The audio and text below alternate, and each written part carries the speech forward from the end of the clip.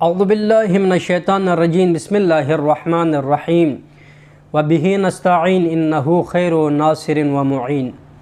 سامعین محترم، پاکستان کے حالات بہت ہی مختلف ہے۔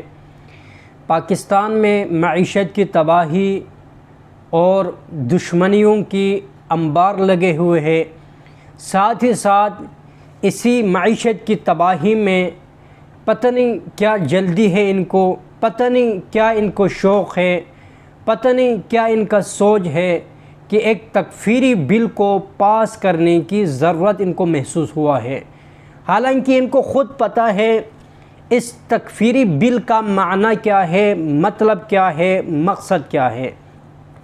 حالانکہ ان کو خود پتہ ہے جو ہم منوانا چاہ رہے ہیں دوسروں سے وہ حق پر نہیں ہے، کیونکہ ان کی کتابیں بھری پڑی ہے کہ آپ خود جا کر مطالعہ کر سکتے ہیں، دیکھ سکتے ہیں۔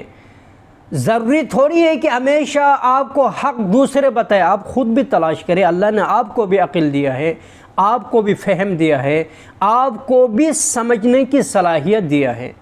ہمیں خود دیکھنا چاہیے کہ حق کیا ہے، باطل کیا ہے۔ کون ہے کہ جو حضرت محمد مصطفیٰ پر بہتان لگاتے تھے کہ نعوذ باللہ من ذالک یہ نسیان کا مرض لگ چکے ہیں؟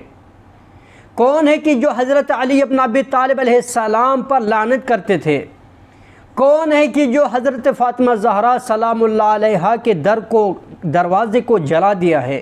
کیا یہ توہین حضرت محمد نہیں ہے؟ کیا یہ حضرت محمد کی توہین نہیں ہے؟ کیا یہ خداوند عالم کی توہین نہیں ہے کہ جو محمد کی بیٹی کے گھر کو بھی محفوظ نہیں کر سکے؟ انسان کو خود بھی سوچنا چاہیے کہ میں کہاں ہوں، حق و باطل کو دیکھے اس سے پہلے کہ ہاتھوں سے وقت نکل جائے، اس سے پہلے کہ مرنے کے بعد افسوس کیا جائے کہ میں کاش کہ حضرت محمد مصطفیٰ کو مانتے، کاش کہ میں علی المرتضیٰ اور ان کے اولاد کو مانتے، کاش کہ میں فلاں فلاں فلاں کو نہ مانتے۔ یہ کہنے کے بجائے، یہ آخرت کے دن خواہش کرنے کے بجائے دنیا میں حق کو پہچانے، اصل حقیقت کو پہچان لے۔ عجیب معاملات ہے، ظالم کو بھی یہ مانتے ہیں، مظلوم کو بھی یہ مانتے ہیں۔ یہ دنیا میں آپ کو مثال ہی نہیں ملتے جس طرح یہ لوگ کرتے ہیں۔ عجیب لوگ ہیں، حضرت محمد مصطفیٰ کو بھی مانتے ہیں، ان کو اذیت پہنچانے والے کو بھی مانتے ہیں۔ عجیب یہ لوگ ہیں کہ جو حضرت علی ابن ابی طالب علیہ السلام کو بھی مانتے ہیں، اور 90 سال تک جنہوں نے علی ابن ابی طالب علیہ السلام کو گالیاں دیا ہے اور لعنتیں کیے ہیں اس کو بھی مانتے ہیں۔ یہ عجیب لوگ ہیں، پتہ نہیں ان کے مثالیں نہیں ملتے۔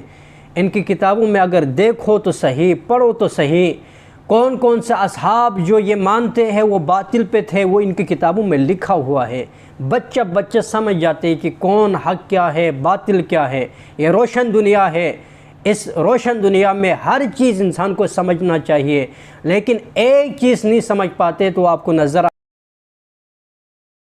لیکن حیران کن بات ہے کہ اس روشن دنیا میں بھی اگر کوئی حق کو نہیں سمجھ پاتے ہیں تو آپ کو نظر آ رہے ہیں کہ یہ تکفیری سوچ والے نہیں سمجھ پاتے، ان کو پتہ ہی نہیں کہ حق کیا ہے، باطل کیا ہے۔ حیران کن بات یہ ہے کہ یہ حضرت عائشہ کو بھی مانتے ہیں، ان کو قتل کرنے والوں کو بھی مانتے ہیں۔ عجیب معاملات ہے کہ حضرت ابو بکر کا جو بیٹا ہے محمد بن بکر، اس کو بھی مانتے ہیں اور اس کے قاتل کو بھی مانتے ہیں۔ حیران کن بات ہے۔